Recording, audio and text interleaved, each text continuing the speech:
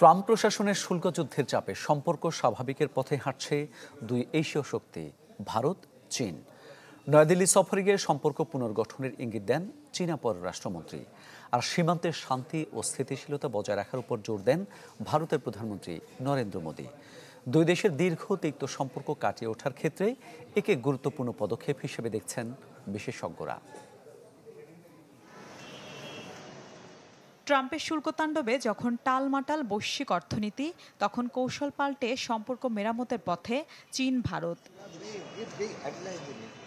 দুদিনের রাষ্ট্রীয় সফরে ভারতে গিয়ে সম্পর্ক পুনরুদ্ধারের কথা বলেন চীনা পররাষ্ট্রমন্ত্রী ওয়াং ই।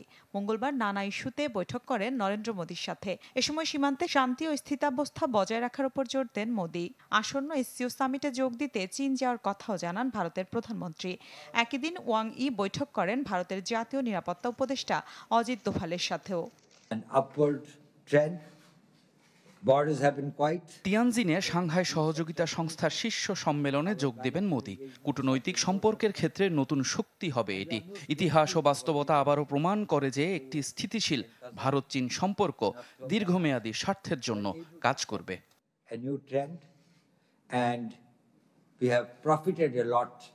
সফরের প্রথম দিন সোমবার ভারতের পররাষ্ট্রমন্ত্রী এস জয়শঙ্করের সাথে বৈঠক করেন ওয়াং ই। দীর্ঘ সময় একটা কঠিন সম্পর্ক পার করার পর দুদেশই সামনের দিকে এগিয়ে যেতে চায়। সেজন্য গঠনমূলক ও খোলামেলা আলোচনা প্রয়োজন। পারস্পরিক স্বার্থ বজায় রেখে আমরা তা করব।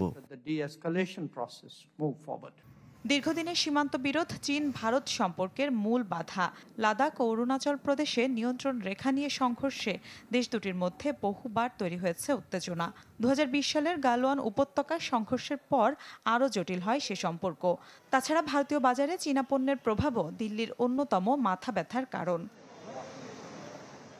বিশ্লেষকরা বলছেন, যুক্তরাষ্ট্রের শুল্ক যুদ্ধ চীনের জন্য বিকল্প বাজার খোঁজার চাপ তৈরি করেছে। অন্যদিকে ভারতও চায় ওয়াশিংটনের প্রতি অতি নির্ভরশীলতা কাটাতে। এমন প্রেক্ষাপটে সম্পর্ক জোরদার দুই দেশের জন্যই কৌশলগত সুবিধা বয়ে আনতে পারে। মিলা খন্দকার, চ্যানেল 24। ঢালাইয়ে দৃঢ়তা, নির্মাণে নিশ্চয়তা, প্রিমিয়ার সিমেন্ট, ঢালাইয়ের রাজা।